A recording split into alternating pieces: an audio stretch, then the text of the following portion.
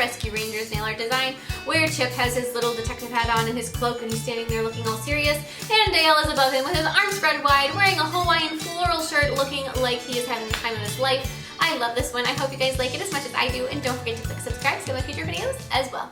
We are going to begin with an overlay of a sky blue acrylic over the top of the whole thing. This particular acrylic I know isn't super duper strong, just as the base, and you know, there's sometimes a color that you know just isn't as strong, and that is the case with this one, so I'm going to apply that as thin as I possibly can to get the color payoff, and then use the rest of my thickness to use acrylic, just use a clear acrylic so that this nail is plenty strong enough. So it doesn't matter if the whole nail is built out of a really strong product, just as long as enough of it is. Then I'm going to file the nail into shape with my E-file, just going over the entire thing, smooth it out, get it all nice and ready for the 3D art. Now for that 3D art, we're going to begin with Dale. So we've got just the top of his head to start with. And the way that I position these two characters, like I said, is one is on top of the other. Dale's on top of Chip, and he's looking like he's having the time of his life. So we're going to begin there because his body is going to be behind Chip's. I might get that messed up throughout this whole video, and I apologize. So we want to start out with whoever's behind the other one. So in this case, we're going to start out with Dale, which you can't actually tell at this point who's who anyhow. But we're going to start out with whoever's behind so that when you go through and you add layer after layer, building up towards the front or towards the tip of the nail where the foreground is, there isn't any awkwardness with trying to, like tuck something in behind or anything. You can easily layer things and there won't be any places where you're like, oh man, I did that in the wrong spot. So just as you're working on it, try to keep in the back of your head what comes next, and always be working on, what would be the next logical thing. And anytime you're sculpting any character, whoever it is, start with whatever's the furthest thing away. So think of it as, when you're looking at your reference photo, think of it as if you were looking at them and they were right in front of you. What if you were to put your hand out to touch them? What is the thing that is furthest away from you? And just try to imagine it. And I know it's really weird, and sometimes, certain people that mentality doesn't work for, but try it because it might work for you. And when you're doing it, then just try to think, okay, the furthest thing away when I'm looking at whoever this is, I'm going to touch is going to be their forehead. So do that first. I don't typically recommend starting with somebody's hair, like especially if you're doing a person. I would start with, say, their face and then build things up from that point. But with some of these characters, maybe the hair would be the place to start, and then you can add the face on top of it and do different layers. So that's just one method to try to think about it if it may help you. So we have Dale's head, we've got his cheeks, his chest, his arms, and then his shirt. He's wearing that brightly colored Hawaiian style shirt. I'm going to start out with a red acrylic and just sculpt the shirt. Red is one of those notorious colors for getting smudginess on the background of nails where it doesn't belong. If yours does that, like mine did a little bit, you can take a wet brush that is wet with monomer, and if you just kind of go over it, making sure there's no pigment in your brush either, then you can typically clean it up pretty easily. Sometimes a brown acrylic will do that as well. So if the case with this one, this design in general, where there's lots of those really rich colors, different shades of browns and the reds, you may find that your background color gets just a little bit, dirty looking. And if that does happen and you can't clean it up, you don't have time to, you miss something, the best thing to do is to take a hand file that's, I would say, 180 grit. You don't want anything too coarse. So 180 grit to maybe a 200. I won't go really any softer than that either, but right in that like sweet spot. If you just take that file and you gently just go back and forth over the places where that smudge is, then they will come right off. It'll take just a couple passes with a file of that grit and it will be easy peasy and it'll come off. You won't notice it in the background. It won't take off any color from the background that's supposed to be there. It'll just take off a little layer to remove that color that is unwanted. Add the ears on the top of Dale's head. I told you I'd be messing this up. And the two little ears on the top of Dale's head. As you are adding those little ears on him, he has ears that show. For when you go to sculpt Dale, his ears are sort of like they pop out of his hat. So those will not be something that you do in the beginning. They'll be something that you'll save for the end. I'm going to be building up a little bit more height on his face. As I mentioned in my 3D video, which I just uploaded, and I can put a link to that down below.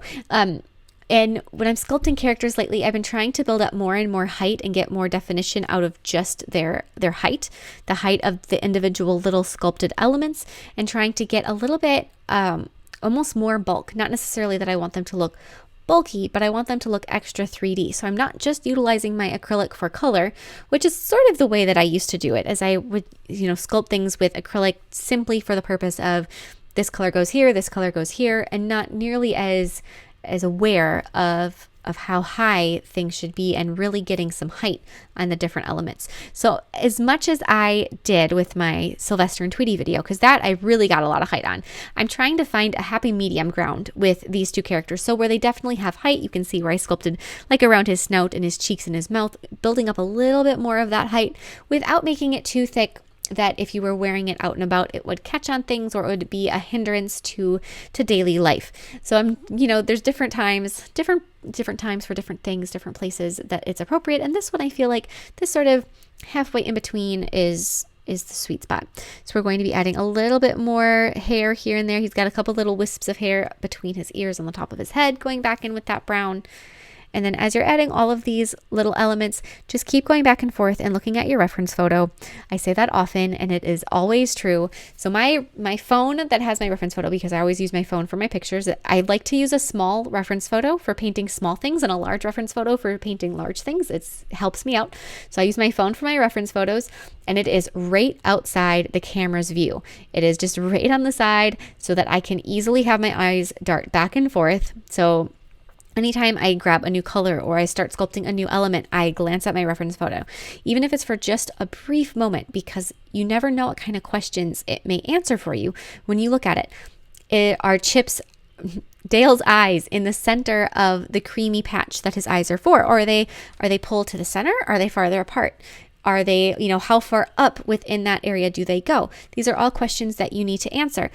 And as you're doing that, when you just glance quick, if you know the questions that your brain needs to know, if you know the questions that you need to ask yourself in order to properly sculpt characters within the proportions that the character has so that they look correct, if you learn these questions that you need to be constantly asking yourself, sculpting and drawing will become so much easier because you'll have the information you need and you'll be confident about it. If you just know, okay, I need to sculpt a white eye, you don't know what shape it is. Is it oval? Does it have a flat bottom? Does it have a flat top? Is it tall? Is it narrow? All of those things you have to be able to know to ask yourself and then be able to answer.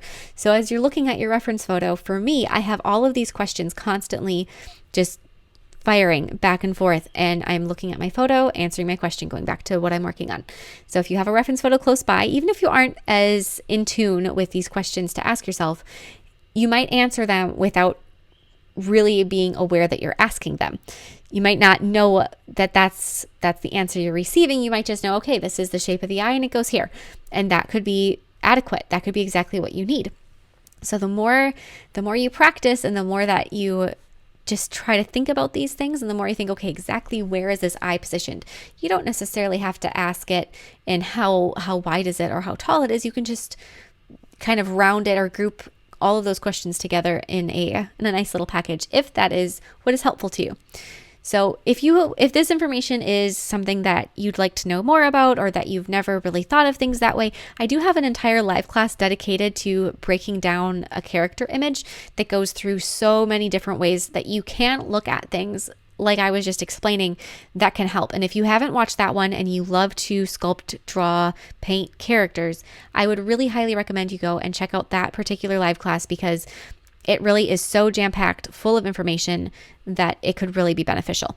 So after we have our Dale mostly sculpted, shirt, face, arms, then you can start working on Chip. Chip's perspective is a little different because he is turned to the side so that his face comes just a little bit forward. So his snout is going to be slightly side angled. One eye is going to be larger than the other. His chest is going to come out a little bit further and a little bit more with a curve. And then for his little cloak or his trench coat, I'm going to be using a darker shade of brown for that. And because of just the corner and the position of it on the nail, you really don't get to see very much of it. But you do want to use that contrasting brown to get that separate color. And then with a third shade, I'm going to be using kind of a khaki tone color for his hat. All of these color names that I have been using throughout this video, I will put in the description box below. They are, besides the background color, which is from Coupa, but all of these foreground colors, the reds, the browns, the creams, the tans, they are from Double Dip. And I do have a discount code below. If you do decide to use that discount code, I do earn a small commission, so thank you for that. Otherwise, just the color names, if you're curious about what they are all available to see down there. So we've got this hat that we're sculpting on Dale. When you are sculpting his hat, a question that you could ask yourself is, how far down does the rim go over his eyes? Something along those lines is something that you may find that if you mentally ask yourself, you could answer and you could improve just the position, even if it is so minute that hardly anybody would even notice it. That's one of those things, is if something doesn't look quite right for whatever reason, if the proportions are just a little bit off, a lot of times you might not notice it in the sense of this is what's wrong. You might not look at the hat. This whole design could be perfect, and then you could look at the hat and be like, the hat's wrong.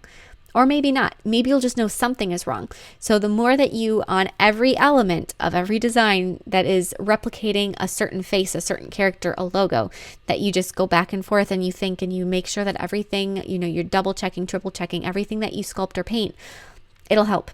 And it may not be something that if it was wrong, anybody would know it was wrong necessarily, but it'll just look a little more refined, a little more professional, and just a little bit better. So then we've got the eye on our Dale, or the eyes on Dale. Just go, oh, Chip, dang nabbit. Can't get these right for nothing.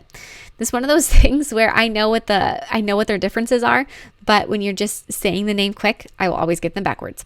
Okay, then we got the little chocolate chip nose on our Chip. I almost said Dale. That would have been classic. Okay, then we've got his ear that's visible, and then you can go through and detail with acrylic paint. As you are doing all of these little details on acrylic paint, follow the same process as I was mentioning for everything else. Double checking, triple checking, going back through. On these characters, there is a little bit more painting to be done than with some of my other designs that I do, where I do most of the sculpting and then just have to do a couple little details with acrylic paint. For these guys, there are some outlines that are a little more important not to skip, especially like those little cheek lines that I just added in. I added the color in their ears, the band across Chip's hat, the color inside Dale's mouth. But then there's also things like the pattern across Dale's shirt. So I didn't want to sculpt in all those little flowers. For one thing, when you're working and you're trying to decide on something and you're thinking, should it be sculpted or should it be painted? One thing that you can think about is if it's something that has a different height. So like the shirt is going to have a different height on his body than his chest fur. It's not the same, it's not smooth. If you were to run your hand across him, if he was standing in front of you, it wouldn't be smooth. So then you'd want to sculpt the shirt and his chest fur. On the other side of that, if you have something that if you were to feel it, it would be smooth, like obviously don't feel your eyeball, but your eye is smooth. So typically you'd want to paint the iris and the pupil and any highlights on the eye with acrylic paint instead of using acrylic. There are circumstances though, if you like carve in a space or you sculpt the eye a little bit concave, that when you build up those other layers, it ends up being smooth at the end, but that would be something that you just want to kind of just be aware of and keep in mind. And then the pattern on Dale's shirt is going to be smooth. You usually don't feel the pattern unless it's something that's elaborate embroidery.